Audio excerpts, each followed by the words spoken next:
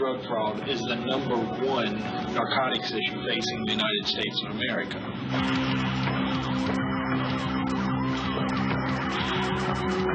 No, he was not trying to die.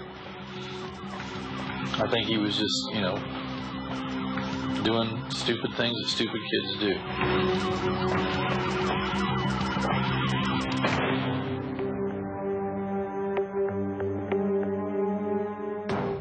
When America entered the new millennium, it entered a new era in the world of drug abuse. From the streets of the cities to the secluded family homes in the suburbs, prescription drug abuse is a problem that's spilling out of pill bottles and into the lives of millions of Americans. Back in the year 2000, about 1.5 million Americans abused prescription drugs. 2 years later, that number quadrupled to more than 6 million, increasing a whopping 400%. I'm Sue Zelenko. I'm about to show you how prescription drugs are killing more than pain. Non-medical use of narcotic pain relievers, tranquilizers, stimulants, and sedatives ranked second behind marijuana as a category of major abuse among adults and youth. That's John Walters, the director of the Office of National Drug Control Policy. He says emergency room visits related to painkiller abuse have increased 163% from 1995 to 2002. Walters has made it a national priority to fight prescription drug abuse. During the next hour, we'll see how these abusers are getting their drugs and how law enforcement, doctors, and pharmacists are fighting the problem. The abused prescription drugs are all controlled substances.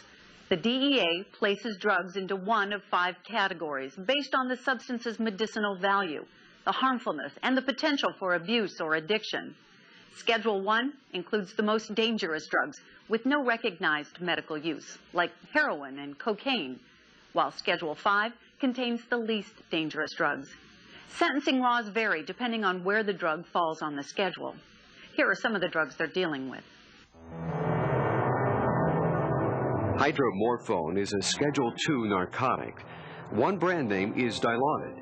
It's a semi-synthetic opiate used to treat moderate to severe pain.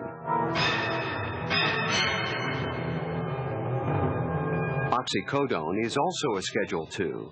Some brand names are Oxycontin, Percocet, and Percodan. Oxycontin differs from the others in this category because of its time-release design. One pill can last for up to 12 hours. But if someone breaks down the pill, the entire dose of painkiller is released in one dose, resulting in a heroin-like high. Morphine sulfate drugs like MS-Contin create euphoric effects. They're highly addictive, and withdrawal symptoms can be severe. Hydrocodone drugs like Vicodin, Lortab, and Lorcet are pain relievers for moderately severe pain. When abused, they depress the central nervous system, creating a calming effect. Xanax is the brand name for alprazolam and is used to treat anxiety, depression, and panic disorders. It's 10 times more potent than diazepam, brand name Valium. Both are benzodiazepines, central nervous system depressants. They slow normal brain function and create a calming effect.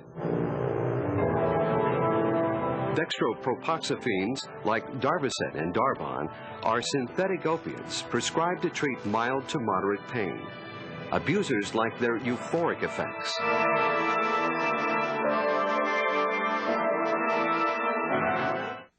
Keep in mind, those are just a few of the prescription drugs that people abuse. There are many more, and new drugs are coming out all the time, like Pallidone. It's new on the market in January 2005. Pallidone is a time-released hydromorphone. When crushed, chewed, or snorted, the extended-release mechanism is defeated, leading to a euphoric high, kind of like OxyContin. Law enforcement, the FDA, and the drug's maker, Purdue Pharma, are concerned about the abuse potential, so there's an explicit warning on the label. So who uses these drugs? It might not be who you think.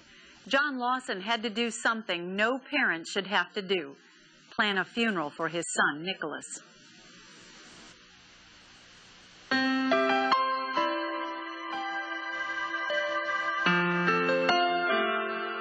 He was just 16.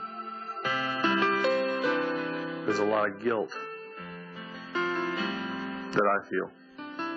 I feel like I could have done more, should have done more. You know, these things just go over and over in your mind, and you can't get them out of your mind. It's a loss you can't really deal with.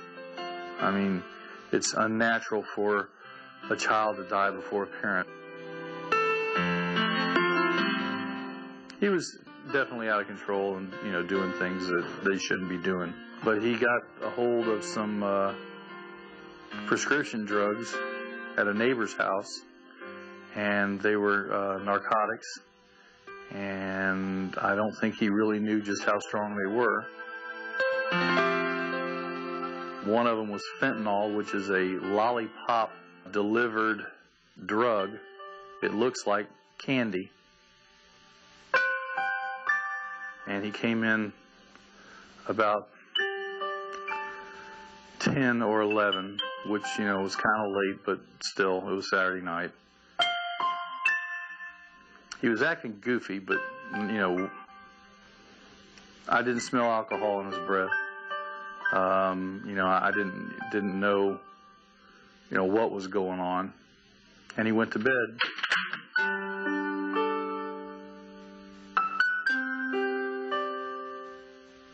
That was the last that we saw of Nick. One Sunday morning, he didn't get up. About 11 o'clock, maybe 12 o'clock, you know, I decided to go in and get him up to see if he wanted to go to a movie that afternoon. And when I opened the door, there was foam out of, you know, coming out of his nose and mouth, and I knew he was dead. We found in some of his clothes, or, you know, he had wrapped up and like tucked under his pillow. We found the leftover lollipop stick, and then in some of his other clothes we found a wrapper that was from the fentanyl.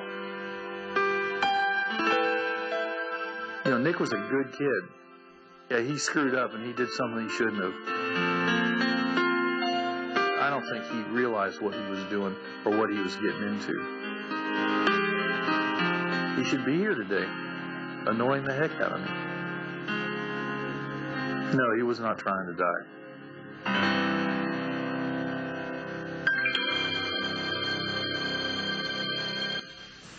John says the fentanyl lollipops were in the neighbor's house because a grandfather used them to treat his cancer pain. The grandfather died at least a year before Nick got a hold of them. John says the neighbor should have disposed of these narcotics. The fentanyl lollipops are sold under the name Actique. They dissolve slowly in a patient's mouth, and they're good for people who are resistant to opiates or who can't swallow. On the streets, they're known as Perco-Pops, and they sell for $20. Police in Philadelphia say they're already a big problem there, and they're spreading across the country. Why do people start abusing prescription drugs? Is it to relieve pain, to escape, or is it something else? My name is Brianna, and I'm from Polk County. I've been addicted to ecstasy, crack, coke, crank, and then the last, I guess I got tired of getting in trouble for all the illegal drugs, so I switched to prescription drugs because I had a prescription. And I figured, well, I won't get in trouble or go to jail. I could just take this. Because I was in a car wreck in 2003, and I have 2 herniated discs in my back. So it took me a period of about 9 months to go from Vicodins to Oxycontin with the doctor that I was seeing. And he gave me the Xanax for anxiety. And then once I saw that doctor, I went to see a psychiatrist, and he gave me the Valium and the temazepam. I had my prescriptions every month, and if I ran out, I was okay because it was usually like a week, because I also sold them. I didn't just take them. I didn't sell them like to make money. I mean, a whole lot of money. I just sold them because people would ask me for them, and if I paid for the prescription, I wasn't going to give them away. So I sold them. But out of all the prescriptions, that was the main thing I liked, was Xanax. And I didn't like just a little bit of it. I liked the whole 2 milligrams 3 or 4 times a day. You know, with Xanax, you don't get all stressed out. You're just real mellow. And to me, I would rather be real mellow than constantly screaming at my child and letting everyday life stress me out, because I get very stressed out easily. I don't remember a lot. I didn't have to feel. Basically, I didn't have to feel anything. I just didn't want to feel anything. I didn't like the way things were going in my life. And it's just it's an escape for me. It was an escape for me to just not feel what was really going on inside of me. The longer I'm here, the more important it is for me to stay clean. And the more I want to stay clean. Some days it's worse than others, but I can't take anything in here, so I guess this is teaching me how to deal with pain on the outside as well. I'm not going to say I don't want to get high. I want to get high every day. Every day I want to get high. But I just don't. So I don't know. I don't know where I'm at with all this. I just know that today I'm not going to get high. You might be wondering how prescription drug addicts get the drugs they crave. One law enforcement officer said some prescription addicts actually spend more time trying to figure out how they're going to get their drugs than we spend at our jobs.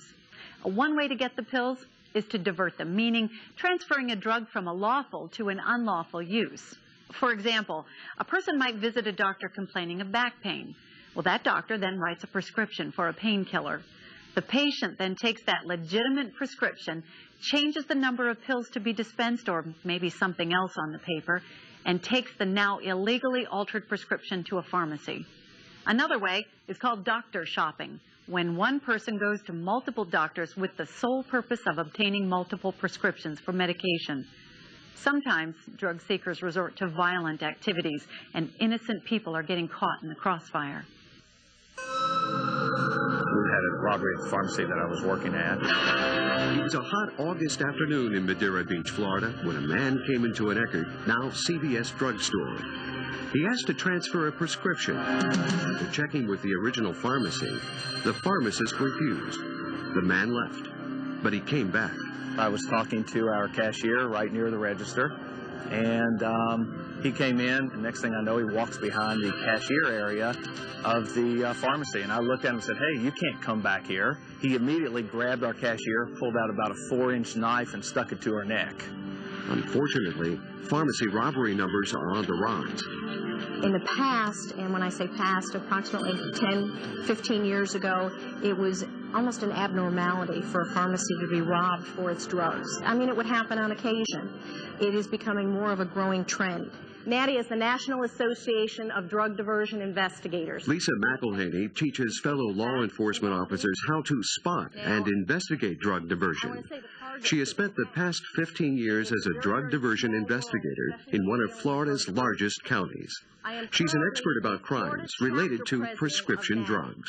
The addiction levels have reached such a high, the abuse potential for certain drugs have fed individuals at a younger age to the point that they crave these drugs. They need their drugs. They cannot get the quantity that they need to feed this craving from legitimate sources. This map shows what she's talking about.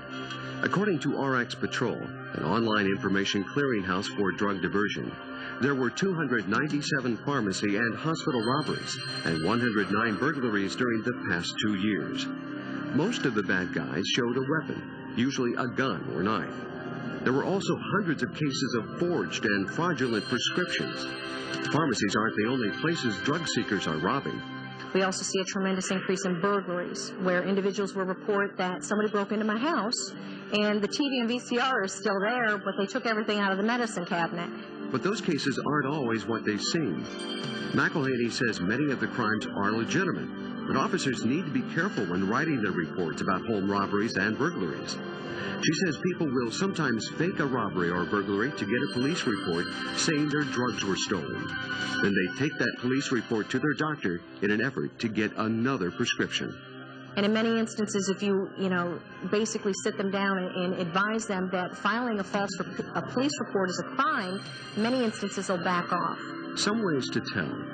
The victims don't want to provide all the facts, like the doctor's name, location of the pharmacy where they filled the prescription, the date it was filled, the exact drug stolen, things like that.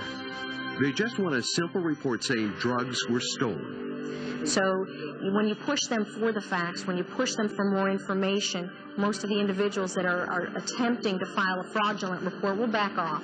Another problem is people posing as someone they're not, like saying they're a healthcare worker. When the individual is discharged, I've had individuals that go to the house saying, I'm from the hospital, I want to make sure that everything is okay, that your meds are squared away, that everything is set up and you have everything that you need, and the family is overwhelmed. They think this is absolutely wonderful. These people, they're so caring, the hospital, this is a great program. Well, when the individual leaves, so do half of the controlled substances that the patient was prescribed. McElhaney suggests being aware of anyone entering your home. Ask for ID from people you don't recognize, even if they are wearing a uniform, and stay with workers who are in your home. These imposters usually know exactly which house they want to hit. So there's a specific knowledge base to the crimes that we're seeing. They don't just randomly break into a house hoping to hit on the drugs. They usually have some type of intelligence that tells them that these individuals will have what they want. And the bad guys usually know what they want. Just ask pharmacist Dave Jaffe, who is still around to enjoy the Florida sunshine. His cashier was able to free herself from the knife-wielding robber, but the drama didn't stop there. He says, I want my drugs. I said, what do you want? He says, I want hydrocodone. So I started walking back there. Well, he jumped up on the edge of the counter and said, I want the drugs now. And he had the knife in his hand. So I went and got him off the shelf. I grabbed the bottle with about 25 or 30 pills. I showed him the label. He looked inside. He says, no, I want a full bottle, and proceeded to step all the way up on the counter, both feet, holding the knife. And so I tossed him the bottle. He grabbed it and took off running. Police caught up with the robber a little while later. Jaffe has some advice for his fellow pharmacists. Yeah, give them what they want. I mean, without a doubt, when it gets that far along, give them what they want, because the pills just aren't worth it. Jaffe says he now looks at people a little more closely than he did before, and he's a lot more likely to call for security. Here's another thing. Lisa McElhaney said some drug seekers will read the obituaries looking for people who died from painful diseases like cancer. They'll see when the funeral is and then burglarize the home looking for drugs. They'll assume that nobody will be at the house during the funeral. So it may be best to avoid saying what a person died of in an obituary and to have someone at the house during the funeral. According to RX Patrol, most of the pharmacy robberies occur between 4 p.m. and midnight, and many on Mondays. As for burglaries, those happen when nobody's around, usually between midnight and 8 a.m. So how do you try to reverse the trends in a time where money is tight and it seems everyone needs to do more with less? One police department is taking a proactive approach to stopping prescription drug abuse. The Louisville Metro Police Department in Kentucky has 5 detectives working full-time to try to stop people from diverting prescription drugs.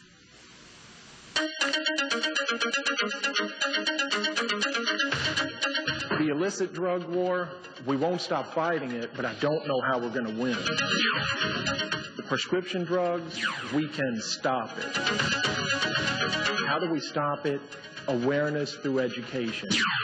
More than 100 people listened to Detective Sergeant Bill Stivers talk at a drug diversion conference. People aren't just going to take our word for it. Give them some hard data. They're learning what makes his Louisville Metro Drug Diversion Unit so successful.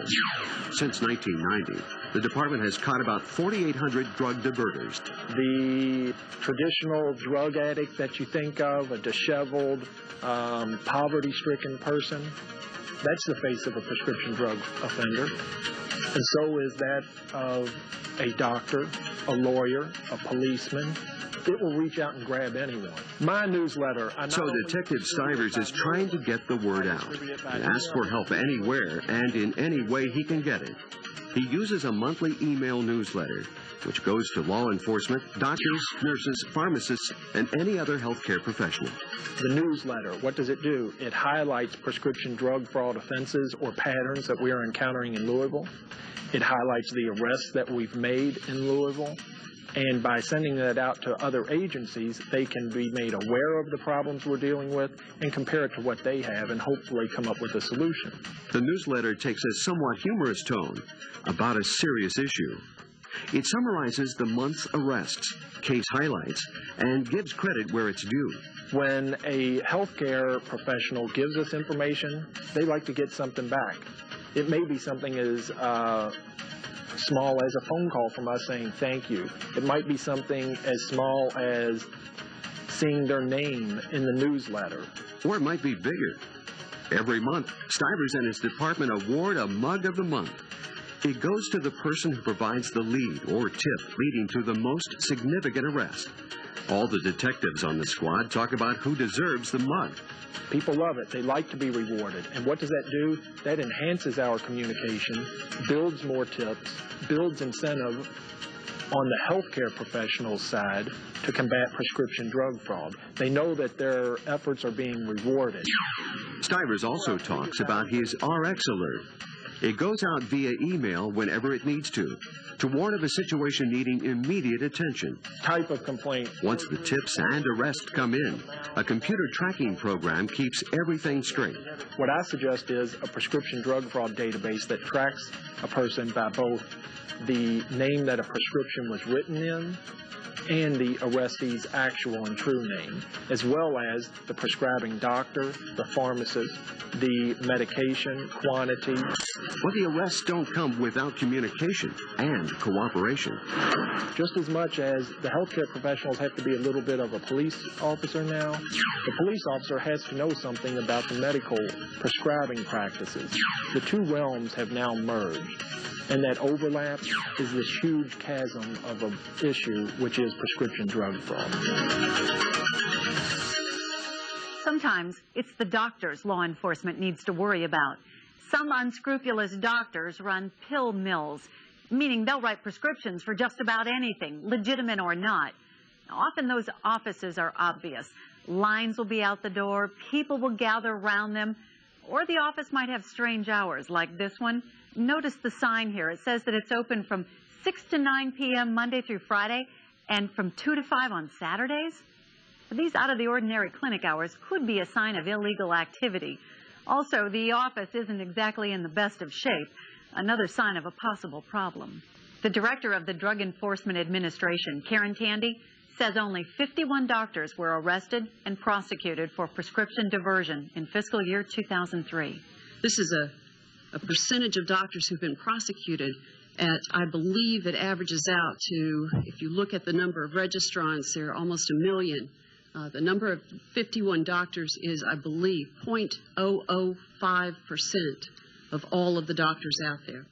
From the doctors to the pharmacies, sometimes the pharmacists at the stores are the last line of defense between a diverter and his drugs. How do you try to stop someone who's just looking for a high? Pharmacists at Walgreens stores fill hundreds of prescriptions each day, helping many patients find relief. But some people are trying to beat a habit, and they're often difficult to spot. I think personally, I'm not sure if you could say how someone looks. There may be somebody that you would never in a million years would have thought would have been that person. Jackie Donovan visits busy Walgreens pharmacies like this one as part of her job as a district pharmacy supervisor in the Tampa, Florida area. Her job is to hire and train pharmacists to uphold policies and procedures. She also teaches them how to spot diverters. Things that make her suspicious: patients trying to get early refills, using multiple pharmacy locations, seeing nothing on their patient profile but controlled substances, and patients asking strange questions like, which medication is stronger? Can I take it more than what the doctor says? Donovan says it often comes down to having conversations. As a pharmacist, that's why we've come into the healthcare business. We're there to discuss the medications with the patient, and no matter how busy you are, I know it's very difficult sometimes in the pharmacy, but that's very important. It doesn't necessarily mean that you're able to discuss something with every single patient that comes through, but those particular individuals that you need to address those things with, it's important to take the time to do so. Since many drug diverters forge prescriptions to get what they want, knowing how to spot a forgery is key.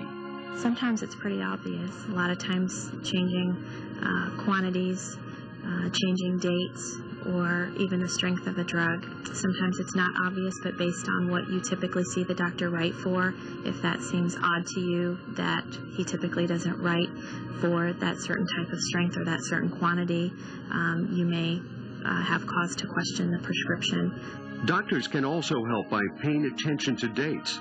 If it's not to be refilled before a certain date, make sure that it is on the prescription. And type the script, especially the quantity, so it's more difficult to alter. What about all those prescriptions doctors' offices call in? Most of the time you get to know the physician offices that are around you and who those nurses are that work in the office. So those people are calling you quite often. You learn their names, you learn their voices, you have discussions with them every day. So certainly those people are the ones that you grow to trust and count on for legitimate prescriptions.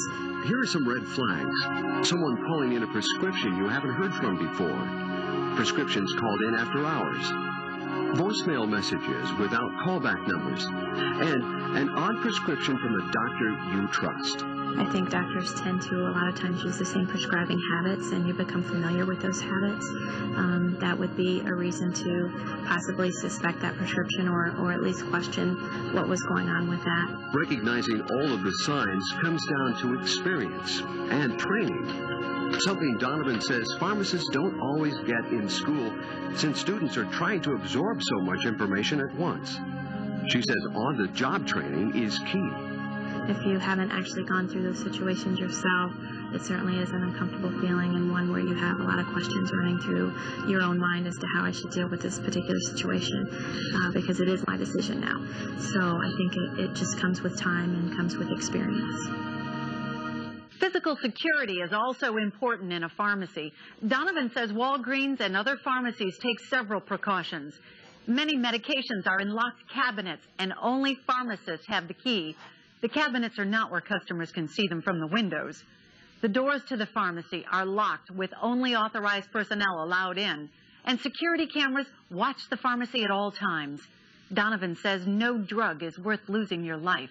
As a pharmacist, I would not hesitate in handing over whatever they were asking for if I were feeling threatened at that point in time. We do have loss prevention measures in place, as I'm sure any retail pharmacy does, in terms of how to deal with those situations. Many pharmacies participate in RX Patrol, an online information clearinghouse. Pharmacies also share information using state prescription monitoring programs. According to the ONDCP, 20 states have such programs, and more are starting them. They're all part of a national strategy. Central to our efforts will also be the development and expansion of state prescription monitoring programs that can track controlled substances and identify patterns of diversion and abuse. If someone is identified as abusing, their physician can be alerted, and they can be directed into treatment. We can save more lives early by getting people help when we know they have a problem. The programs collect data for specific drugs and can often pinpoint illegal activity. Each state's program's a little different. For example, the program in Virginia has been around since 2002. The Department of Health Professions maintains the database, and only people authorized by law have access. Now, the program does not allow investigators to launch a new inquiry into doctor shopping, dispensing, or prescribing practices. The information can only be used when an investigation is ongoing because of related information provided by another source. Program directors say legitimate patients, doctors, and pharmacists don't need to worry about being investigated. They already have enough to worry about. 50 million Americans in the United States suffer from untreated or undertreated pain, sometimes because some doctors are afraid to prescribe painkillers, causing patients then to suffer needlessly. The doctors fear being had, duped by a doctor shopper just looking for drugs, or maybe an addict needing a refill.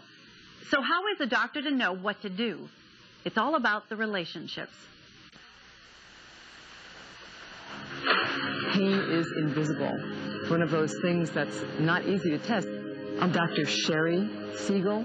I'm board certified in neurology and in pain medicine. But with pain, since you can't see it, what we are taught is to believe what the patient tells us. And if the patient tells us that their pain is a 10 out of 10, then that is what we are to believe.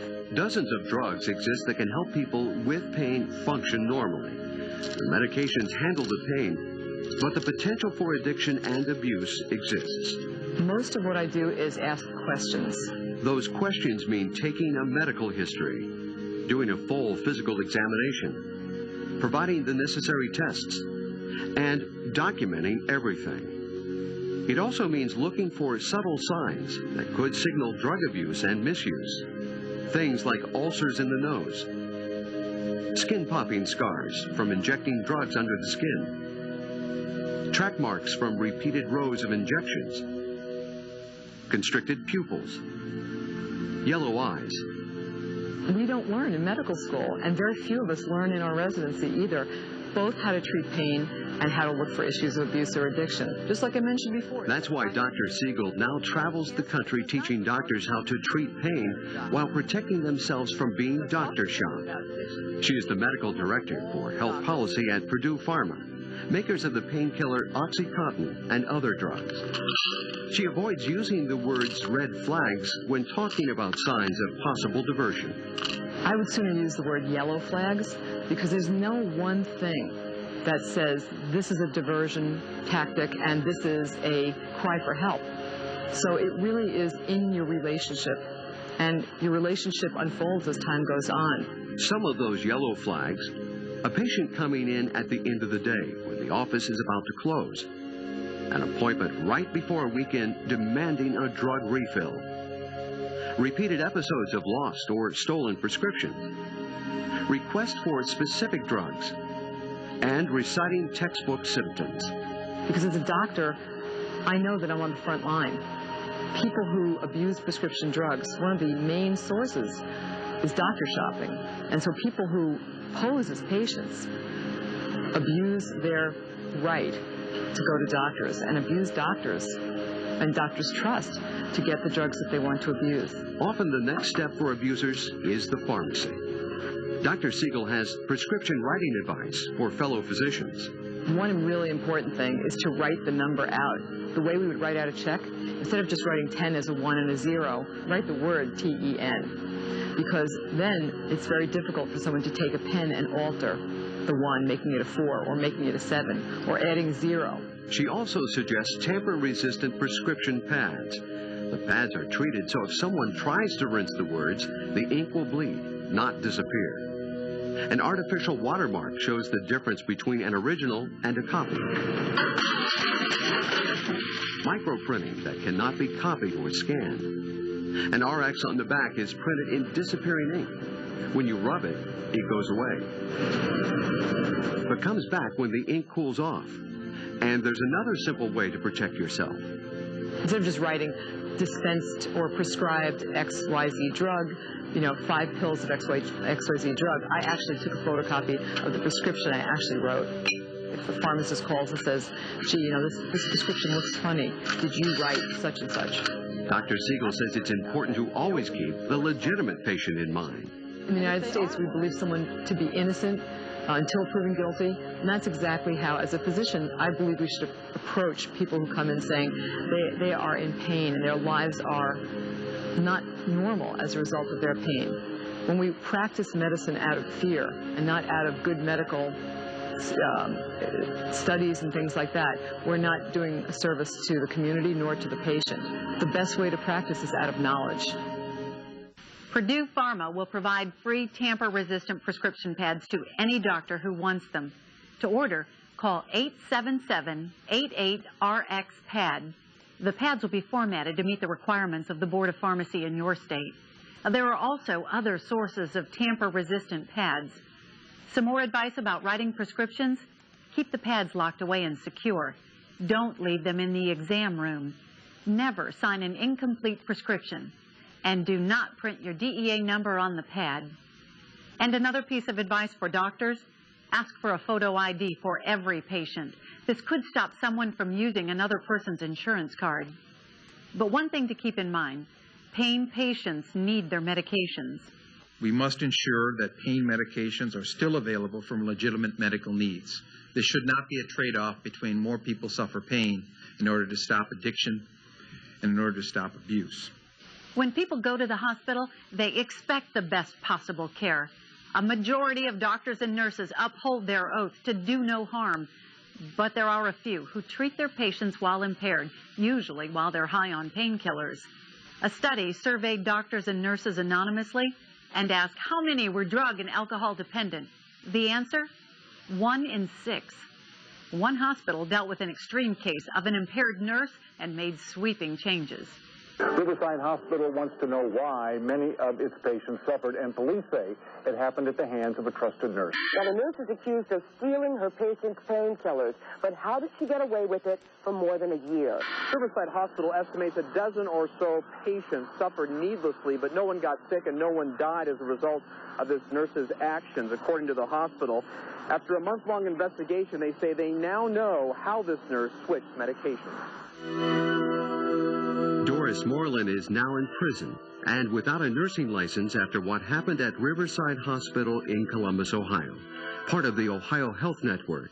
Hospital investigator Eric Russell talked about the case at a gathering of the tri-state region of the National Association of Drug Diversion Investigators. Typically, we find that a nurse just steals drugs. It's like one of those one for me, one for you type things, where she will go into the pictures, take out a drug, indicate she dispensed or he dispensed X amount to the patient, and then take a little bit for themselves. But this case was different.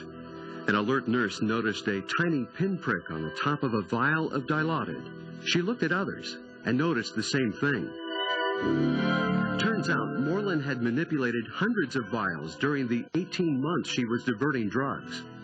She would take vials home, use a needle to take out the drug, replace it with saline, and then return it to circulation at the hospital.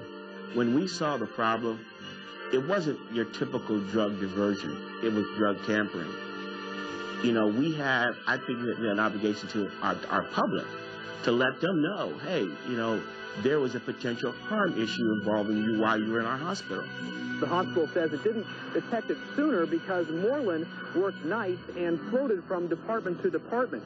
Now, while patients were asleep, the hospital says she took the medicine that was prescribed to them. Now, the hospital says if you have any concerns, you're to call this number, 566-3200. The hospital did receive a few calls, and luckily, nobody died as a result of this nurse's actions.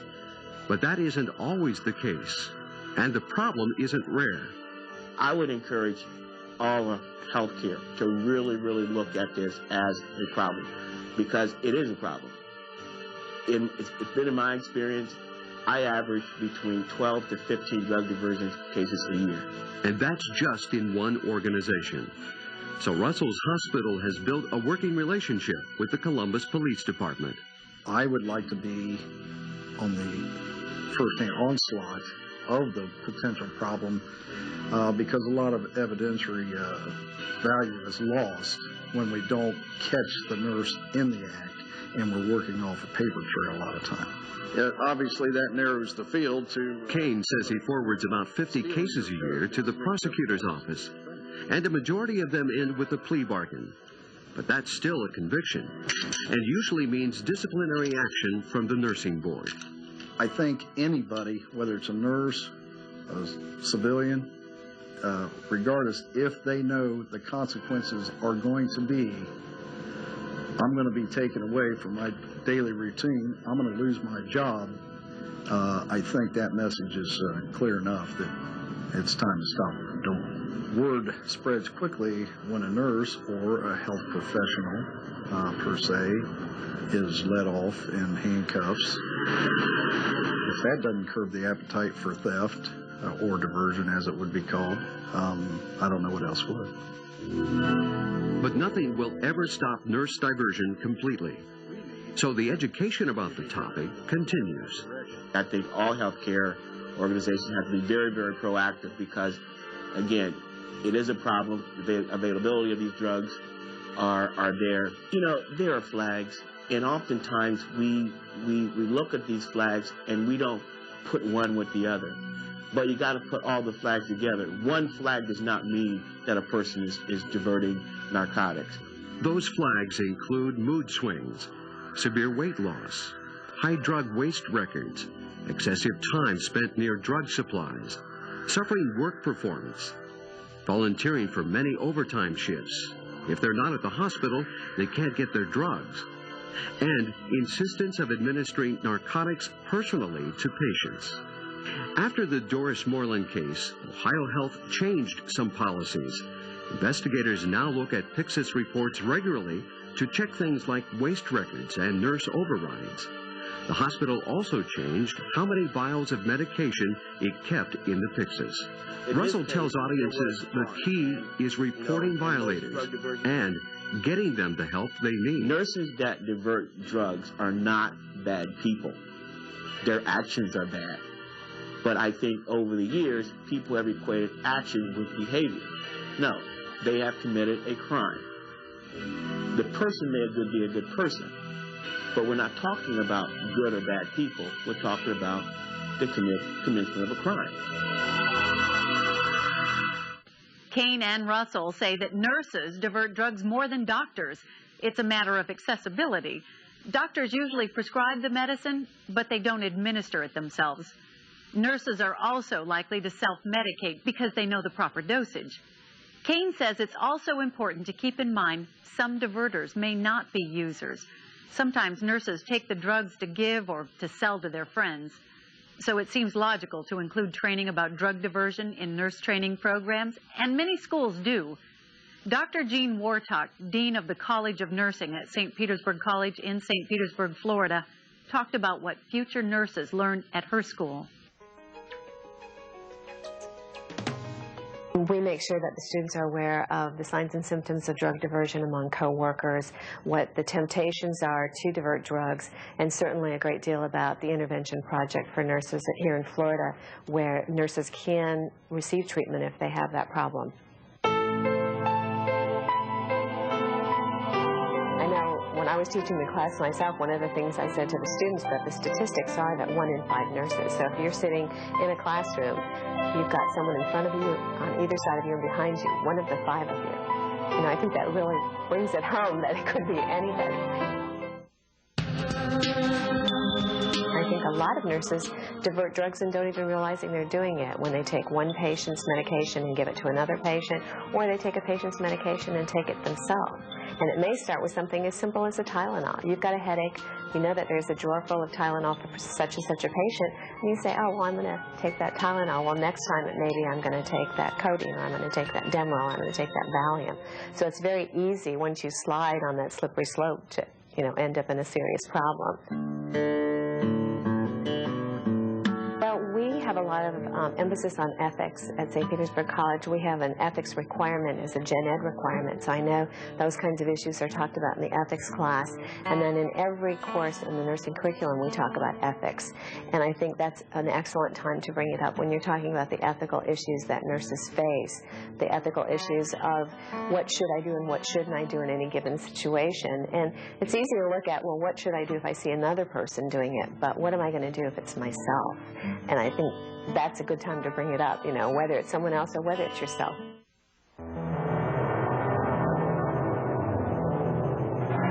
I would have to say yes, because I think the fact that nurses are overworked and overstressed, and the more stress you put on individuals, if they have any tendency towards drug diverting, you know, they're going to be looking for ways to help themselves either, you know, gear up for the shift, or then once the shift is over, gear down for the shift and cope with the stress. So I would say yes, that the nursing shortage has contributed. Several states have intervention programs for nurses. Florida's began in 1983 and is a model for others nationwide. The Intervention Project for Nurses provides close monitoring for nurses who are unsafe to practice because of an impairment as a result of alcohol, drugs, or a physical condition. IPN often allows the nurses to return to the profession after successful completion of the process. If the nurse finishes the program, the file's closed, there's no disciplinary action with the Board of Nursing. If the program is not completed, IPN will report the nurse to the Department of Health for possible disciplinary action and revocation of the nursing license. For more information about IPN, go to the website at www.ipnfl.org. All of these problems might have you wondering what the drug companies are doing about prescription drug abuse. One company, Purdue Pharma, is hitting the road to talk about the problem and the solutions. Purdue Pharma makes OxyContin, a drug containing time-released oxycodone. It hit the market in late 1995, and reports of abuse began in about 2000. Products containing oxycodone have been around for at least half a century, but it's the time-released quality of OxyContin that makes it a godsend for many pain sufferers and a favorite for drug abusers. It's designed to give pain relief over a 12-hour period. But if a person chooses to bypass the time-release mechanisms by crushing, chewing, then it causes that medication to be released all at once. Even if they swallow that medication, they're going to get a jolt of oxycodone in a quantity far greater than is safe. But OxyContin is not alone. Other oxycodones like Percocet and hydrocodones like Vicodin, Loracet, and Lortab are strong painkillers that sent more than 108,000 people to emergency rooms in 2002. But nowhere on the labels of any of these medications does it tell you to crush it and shoot it up with a needle. It's not designed that way. Landon Gibbs is the Associate Director of Corporate Security and is part of Purdue Pharma's Law Enforcement Liaison and Education Unit. He and other retired state police and DEA officers travel around the country providing free training classes to law enforcement officers and medical professionals.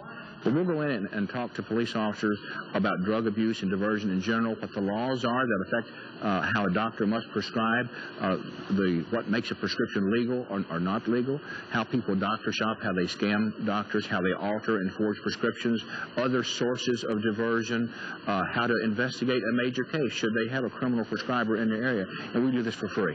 Another free service from Purdue Pharma is RX Patrol, standing for Prescription Pattern Analysis, tracking robberies and other losses. It's an online information clearinghouse. RX Patrol captures data from police departments and from pharmacies concerning robberies, burglaries, and other losses that the pharmacy has experienced. The report is downloaded via a computer. It contains information on the type of crime, the suspect description, methods of operation, any notes or weapons displayed, and things like that. A police captain in Stamford, Connecticut, analyzes all of the data and tries to find matches, like similar suspect descriptions, weapons, notes, or methods of operation. The information then goes out to members via email. It allows officers in different jurisdictions to have the same information, but it's only as good as the people who use it. RX Patrol is a computer-based internet site. It's an extremely easy drop-down boxes that you simply check. There's a narrative space where they can enter the information and submit it. But if they don't submit it, there's no information to share. So why is a company whose goal is to maximize profits spending hundreds of thousands of dollars each year providing free training? Purdue is proactive in this, number one, because it's the right thing to do. But the second reason is the abuse of prescription drugs is causing the availability of these drugs to legitimate patients to drop. We've had cases where terminal cancer patients cannot get the pain medications that they need because the doctor is afraid that the relatives of that patient will take that medication and abuse it. So you have a person who dies in severe pain because the doctors are afraid to prescribe the needed medication. We can't make this medication not available to legitimate patients because of the actions of criminals. Landon Gibbs says Purdue Pharma researchers are also trying to develop a new formula for OxyContin to make it less prone to abuse, but that could take years. If you're interested in the free training program from Purdue, go to the company website at www.purduepharma.com or call 203-588-8000 and ask for the Law Enforcement Liaison and Education Unit. If you want to sign up and participate in RX Patrol, go to the website at www.rxpatrol.org. Purdue Pharma also sponsors the Painfully Obvious program. It's targeted to middle and early high schoolers, and it uses potty humor to get its point across. Kids don't like to be talked down to. They don't like to be lectured to. So the Painfully Obvious program tries to make it a peer issue. What will happen to you if you take these drugs? You'll throw up. You'll have diarrhea, all the other things that are going to make them look foolish in front of their friends. So that's what that's designed around it, is peer pressure. You don't want to look foolish in front of your friends. So that's one reason to stay away from these things. Purdue says Painfully Obvious isn't a prevention program. It's an awareness program, complete with sticky brains, also handouts for parents, posters, stickers, discussion guides. If you'd like to find out more about the Painfully Obvious program, the website is www.painfullyobvious.com.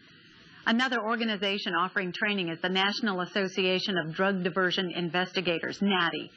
They have several regional training conferences like this one each year. There's also a national conference. NADI is a membership organization that began in 1987.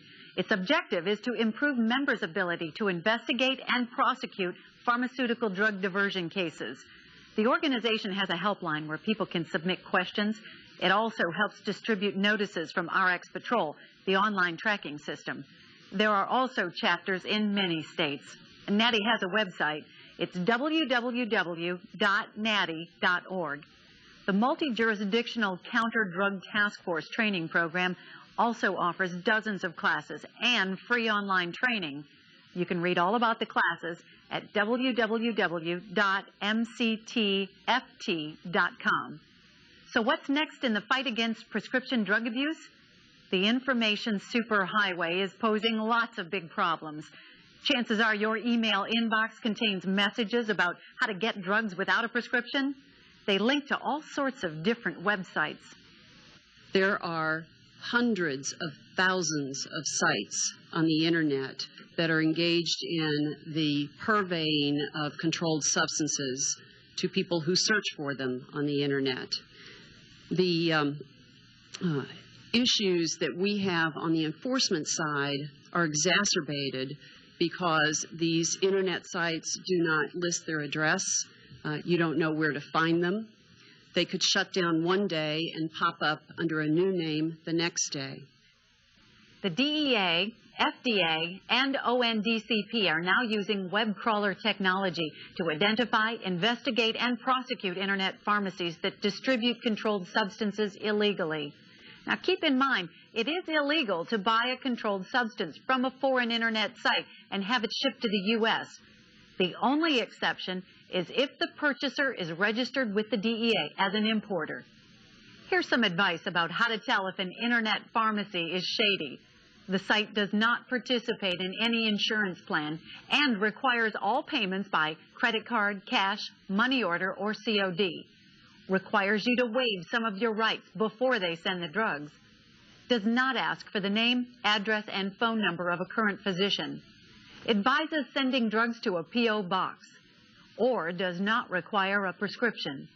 The DEA has a website and a phone number to report suspicious pharmacies.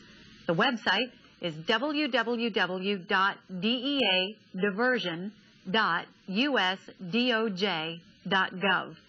The phone number is a little easier. It's 877-RX-ABUSE. We've talked about the problem of prescription drug abuse and some ways to prevent it. But what about the people who already have addiction issues? According to the 2003 National Survey on Drug Use and Health, 6.3 million Americans used one or more prescription drugs for non-medical purposes. That means a lot of people might need treatment. Several treatment options are out there using many different approaches. The Substance Abuse and Mental Health Services Administration, known as SAMHSA, has a great website all about prescription drugs, including a treatment locator. The website is rx.samhsa.gov. We've covered lots of information during this past hour, but there's still more to learn. This problem of prescription drug abuse is changing every day. I'm Sue Zelenko. Thanks for watching.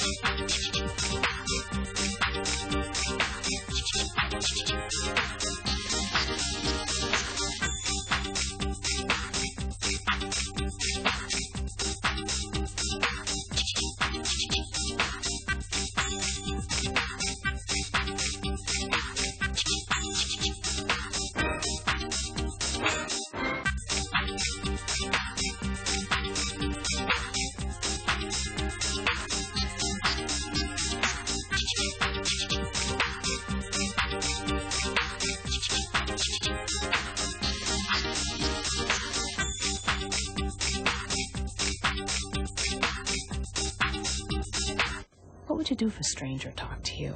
I wouldn't talk to them because it might be bad. Very good. And what would you tell someone playing with matches? I would tell them not to play with them because they might start a fire.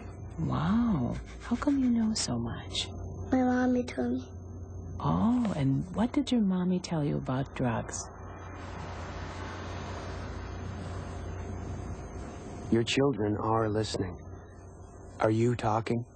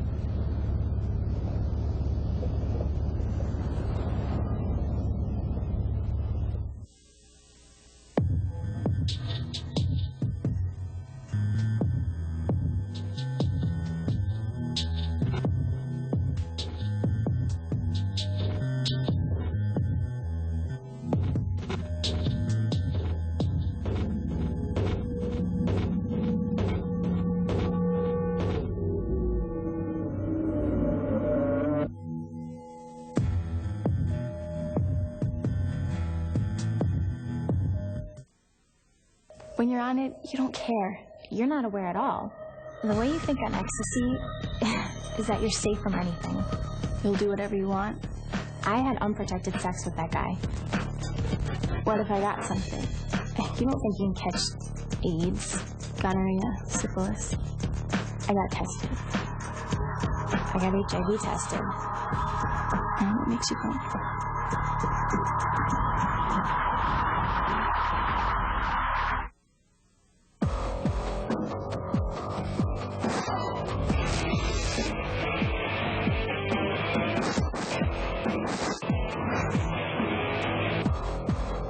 Using inhalants to get high can cause things like muscle spasms, because the nerves that control them may be dying.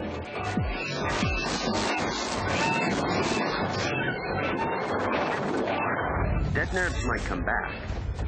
Then again, they might not.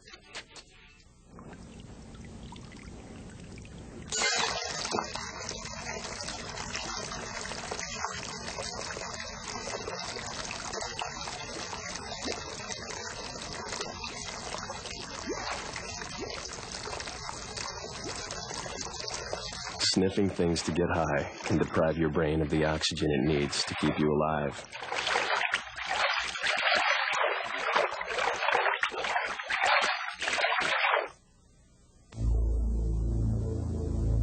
They clean your house, polish your floors, shine your furniture, correct your errors, and can kill your kids. The everyday household products your kids are sniffing to get high have always been right under your nose, too. Talk to your kids about the dangers of sniffing. You might take meth because of how it feels. This is how it feels to your heart.